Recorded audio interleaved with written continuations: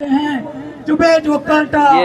अभी तहरीक इंसाफ की तरफ से फ़लस्तीन के लिए इज़हार यकजहती के लिए एक एहतजाज की कॉल दी गई थी और उसके पेश नज़र आज एहतजाज रिकॉर्ड किया जा रहा है। तो अभी यहाँ पे लोग खड़े हुए फ़लस्तीन का जिक्र कर रहे हैं। तो यहाँ पर पुलिस पहुँच चुकी है।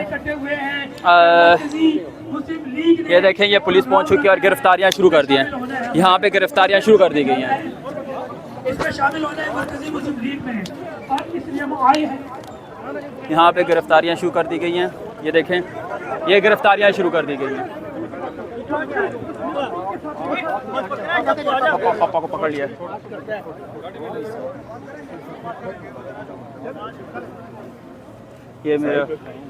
ये बुजुर्ग को भी इन्होंने पकड़ लिया है। वजह क्या थी? ये आपको क्यों पकड़ के लेकर जा रहे हैं सर? कुछ भी पता नहीं। आप किस काल किया है? किस काल किया जैसे आए आप? बच्चे तो ये देख सकते हैं कि आप देख सकते हैं कि फ़लस्तीन के लिए इज़हार यकजहती के लिए यहाँ पे लोग इकट्ठे हुए। तो यहाँ पे सब जगह गिरफ्तारियां शुरू कर दी गई है। ये हमारी फैशिस्ट हुकूमत की तरफ से ये सामने आपको दिखाया जा सकता है कि यहाँ पे अगर कोई एहतजाज के लिए भी आते हैं तो लोगों को पकड़ लिया जाता है।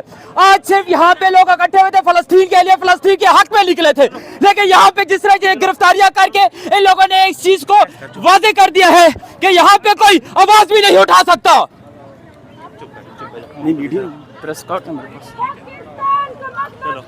ला इलाहा इल्लल्लाह। पाकिस्तान का मतलब क्या? ला इलाहा इल्लल्लाह। ये जो गिरफ्तारियां की गई उसके हवाले से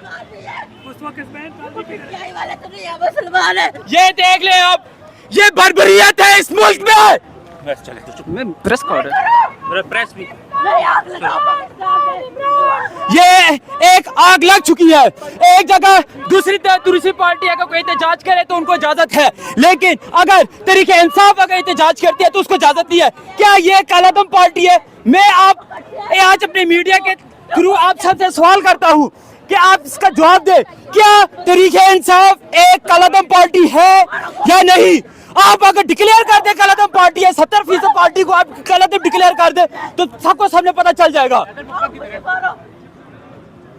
पप्पा किधर है? पप्पा किधर है? ले गए? नहीं ले गए? ले गए अभी छुड़वाया था। ले गए उनको? पापा को ले गए मेरे ख्याल से। मेरे अब्बू को भी उठा के ले गए। लेकिन इंशाल्लाह इमरान खान बाहर आएगा, बहुत जल्द इमरान खान बाहर आएगा इंशाल्लाह।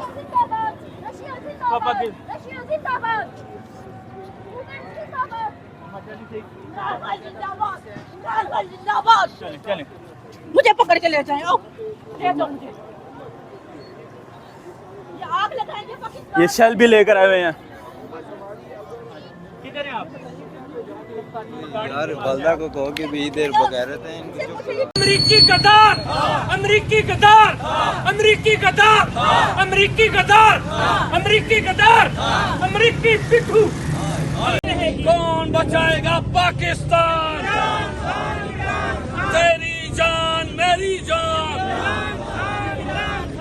नारे तकबीर, नारे रिसालत।